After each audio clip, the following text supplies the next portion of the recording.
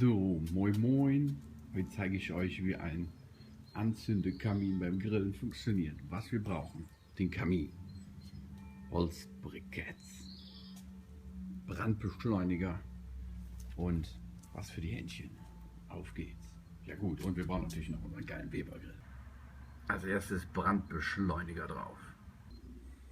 Dann den Kamin auf die nicht brennbare Unterfläche packen. Den Kamin mit den leckeren Briketts vollballern.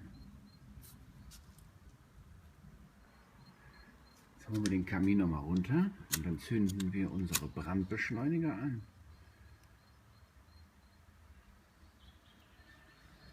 Unsere feinen Anzünder, die müssen voll angezündet werden. So. Alles klar brennen. Jetzt nehmen wir es, unser Kaminchen, und stellen das auf die Flamme. Und jetzt heißt es warten.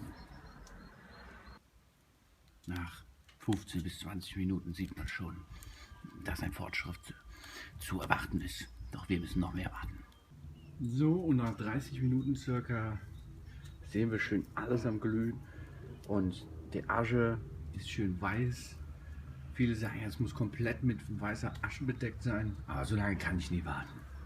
Also benutzt es jetzt zum Kohlerennen, um irgendwas Heißes aufzugießen oder auch zum Grillen.